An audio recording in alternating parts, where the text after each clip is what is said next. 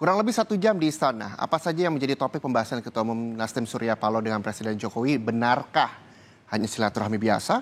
Kita langsung membahasnya dengan Direktur Eksekutif Carta Politika dan Mas Yunarto Wijaya atau biasa disapa Mas Toto. Selamat sore Mas Toto. Selamat sore Mas Reza. Ya Mas Toto, ini pertemuan yang berlangsung kurang lebih 1 jam di istana. Kata Pak Surya Paloh harapan belum menjadi kenyataan, tapi dibalas Mas Toto jangan menepuk air di Mas Hasto maksud saya jangan menepuk air di dulang, dan apakah ini juga dibahas malam tadi? Anda melihatnya seperti apa Mas Toto?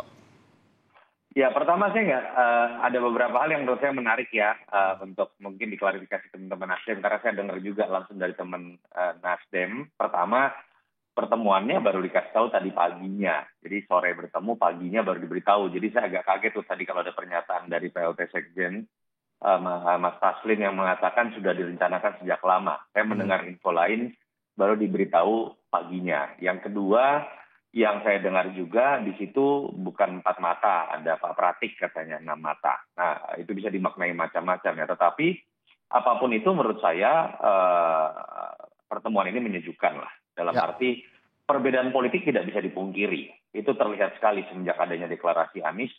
Dan komunikasi politik yang makin renggang karena jarang sekali kemudian Bang Surya bertemu dengan Pak Jokowi. Kritik dari teman-teman Nasdem juga sangat terasa, baik itu dari mulut teman-teman Nasdem sendiri atau misalnya dari Metro TV yang dianggap terafiliasi dengan Nasdem. Jadi saya pikir nggak bisa lah kalau dilihat ini dengan bahasa normatif tidak ada apa-apa. Memang sedang ada apa-apa, hubungannya renggang. Tinggal pertanyaannya adalah apakah pertemuan kemarin sifatnya kosmetik politik atau ada sebuah kesepakatan politik. Saya pikir nggak mudah juga ya kesepakatan politik terjadi hanya dalam 1 jam pertemuan. Saya sih tetap melihat bahwa Nasdem tetap akan konsisten memajukan Mas Anies karena resiko politiknya juga besar ketika misalnya mengundurkan diri ya, karena sudah terlanjur mengambil posisi agak berseberangan dan komunikasi politik sudah lebih sering terjadi dengan 2 partai oposisi. Tetapi apakah kemudian juga Pak Jokowi akan mengambil sikap lebih tegas dengan mengeluarkan 2 nama menteri? Saya melihat Pak Jokowi tetap akan menilai berdasarkan basis kinerja. Sampai sekarang saya pikir kinerja dari Bu Siti Nurbaya masih cukup baik. Sementara kita tinggal lihat ya perkembangan terkait dengan Kementan yang kemarin sempat diterpa isu hukum, dan andai kata diganti pun saya pikir bukan karena alasan politik, tapi harus didasarkan pada entah faktor hukum atau alasan kinerja. Jadi saya melihat sebagai kesimpulan pertemuan kemarin baik dalam konteks sebuah etika politik, menyejukkan, tapi saya pikir agak sulit berharap ada sebuah perubahan sikap politik besar baik dari Bang Surya ataupun Pak Jokowi. Oke, nah ini juga menjadi pembicara yang lagi banyak dibicarakan orang begitu dengan dilantikkan Menteri Budi Ari sebagai Menkominfo, artinya jatah Menteri Nasdem berkurang. Bagaimana kelanjutan hubungan Presiden Jokowi dengan Nasdem ke depannya kalau misal melihat dari kacamatanya Mas Toto? Kalau saya melihat sih dari awal ya mengatakan buat teman-teman Nasdem, buat Bang Surya Paloh, kalau memang ingin fokus menang dalam pertarungan 2024 dan kita tahu Anies itu mengambil sikap kan berseberangan dengan Jokowi. Ya. Partai yang bergabung dalam koalisi perubahan juga memang partai yang selama ini menjadi oposisi, lebih bisa leluasa Nasdem bergerak dan all out kalau kemudian mundur dari jabatan menterinya yang sekarang masih ada 2 di kabinet, sehingga tidak kemudian terus terjebak dalam seakan-akan politik 2 kaki ini gitu ya, sulit untuk bergerak ke kiri ataupun bergerak ke kanan. Tapi saya pikir catatan kritis juga buat Pak Jokowi, kalau memang merasa bahwa kedua menteri ini katakanlah ada keterbatasan kinerja karena posisi politik yang serba sulit gitu ya. Lebih baik juga memang diganti karena waktu kan makin terbatas, 1 tahun 2 bulan lagi menjelang berakhirnya masa kepemimpinan Pak Jokowi. Alangkah baiknya memang ditempatkan menteri-menteri yang bisa fokus all out.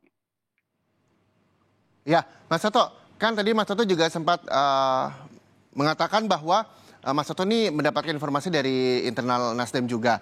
Mendapatkan informasi juga nggak soal statement dari Pak Surya Paloh di Nasdem Tower yang menyatakan bahwa Pak Presiden Jokowi semalam sempat bertanya soal wakil dari Anies Baswedan?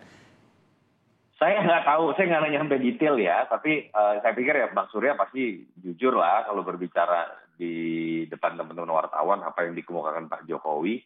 Dan saya pikir sebagai sebuah basa-basi politik, pastilah pertanyaan itu muncul terkait dengan koalisi perubahan, cawapresnya Anies siapa. Yang saya dapatkan info itu kan yang menarik adalah ada info ada Pak Pratik juga di situ.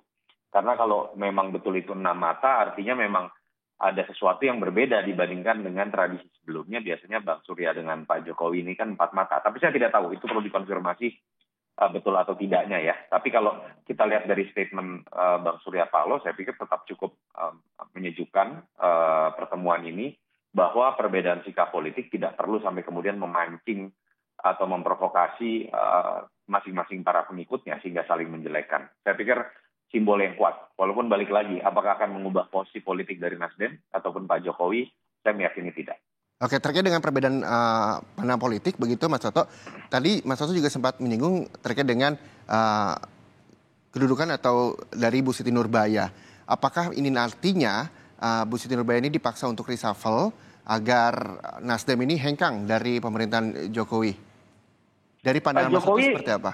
Pak Jokowi yang bisa menilai ya. Kenapa saya katakan sampai sekarang penilaian saya pribadi, Ibu Siti Nurbaya ini masih kinerjanya kita lihat cukup baik. Ibu Siti Nurbaya ini latar belakangnya awalnya bukan politisi. Ya. Dia seorang teknokrat menurut saya ya. Salah satu contoh yang bisa dijadikan role model jenjang karir politiknya secara teknokrat atau mengerti sekali mengenai birokrasi ya. Jadi saya merasa karakter Ibu Siti Nurbaya, walaupun dia sekarang adalah kader Partai Nasdem, harusnya bisa membedakan kerja secara profesional atau kerja sebagai orang politik. Berbeda dengan misalnya Joni Plate atau Syahrul Yassin Limpo, latar belakang sebagai politisinya lebih terasa kuat gitu. Itu yang menyebabkan saya sih bisa penilaian saya pribadi, mungkin Ibu Siti Nurbaya masih ada dalam posisi yang harusnya bisa dipertahankan kerjanya profesional tanpa kemudian terganggu oleh perbedaan sikap politik antara Surya Paloh dengan Jokowi. Oke, baik. Terima kasih banyak sekali lagi atas waktunya Direktur Eksekutif Carta Politika, Mas Sunarto Wijaya, atas waktu bersama Pemilu.